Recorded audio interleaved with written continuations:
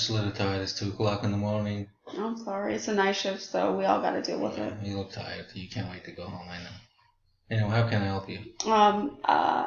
There's a patient downstairs. Okay. We're not really sure of how many weeks she is. She said she's been contracting about every 3 to 5 minutes. Who knows what's really going on? I don't know if she's like a frequent flyer or what. They didn't give a report. They didn't send a chart, but she's downstairs and, you know. Okay, and how can I help you with that? I don't have any report, clear report, so would you please come back with the clear report that I can help you, because I have other patients that I gotta go and take care of right now. Let me know when you're ready.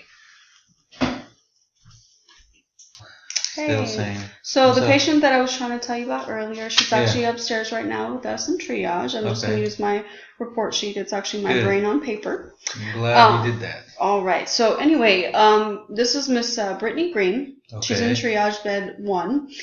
She's G5P4. We did an exam on her, and she's 590 0 station with a bulging bag. Okay. Her EGA is 38 in 3 days. Her due date is May 4th.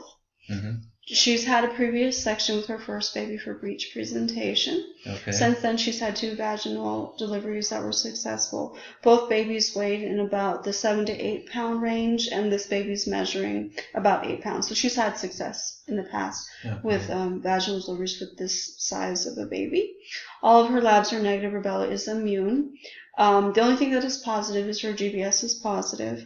She does have a birthing plan. She does not want Hep B. She does not want vitamin K. And she's having a boy, and she would like a circumcision. Okay, well, it's good. It sounds like we don't have anything critical. So what was her vaginal exam? Her vaginal exam, again, sir, was 590 0 station with a bulging bag. Okay. Well, in that case, what I want you to do is just fully admit her, and if her contraction don't make no change in an hour or 2, just let me know, and start the Pitocin, please. Okay. After that. Okay. And inform me when she's 9 centimeters. Okay. So that I can come and check and look at it. And about her vitamin K for her son, just to let her know, we can't do the circumcision because she's refusing to have the vitamin K for her son. Okay. If she still refuses after you inform her, just make sure that she signs the refusal form, so that everything is, All right. We will do all the permits and get everything signed and get her fully admitted. What did you want to do for her GBS status? It's positive. For right now, just give her a penicillin. Penicillin. Okay. And how often did you want that? Q4 every 4 hours. Sounds good. All right. So we're gonna fully admit her, get everything signed, and get her treatment started for GBS. Yep. Sounds good. All right. And we'll call you once she's like 9 centimeters or so. Are you gonna be on the unit? I'll be in the unit.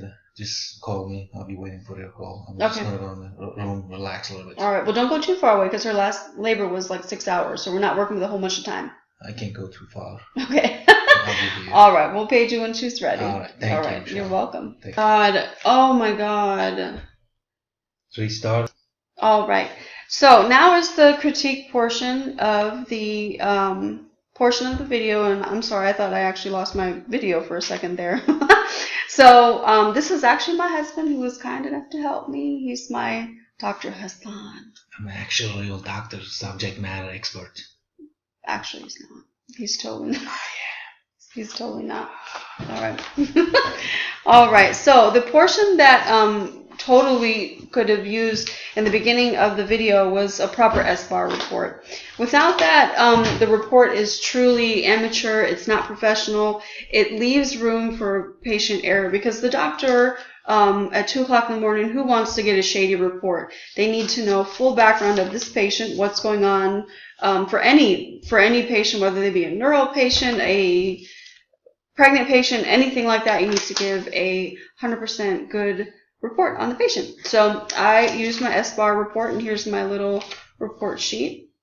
Things that even Dr. Hassan could have used during this video was maybe a little bit more in the beginning, more professionalism and not blow off the nurse, and maybe use that as a teaching moment, but at the same time, the nurse should have done her due diligence and gave a good report, out the gate. She should have known to, you know, come correct with that report and not sound like, you know, bumbling and stuff like that. So proper usage of SBAR report. Unfortunately, I have seen physicians on the unit constantly, you know, get upset if you're not spot on with that report for newer nurses, especially, and that's really intimidating because that might be disheartening to a new nurse. So maybe proper communication, because I do see that often, physicians getting upset, nurses getting upset. So communication is huge, and just know your patient, get your thoughts together before you give that report, and just go from there, and then just say, hey, what would you like to do for this or that, and or you obviously SBAR the recommendation of what you think the patient should have, because that's just the safest way to be. So this was actually a really fun assignment for me, especially I could work with my husband on this one, so it was awesome, and I hope you enjoy the video.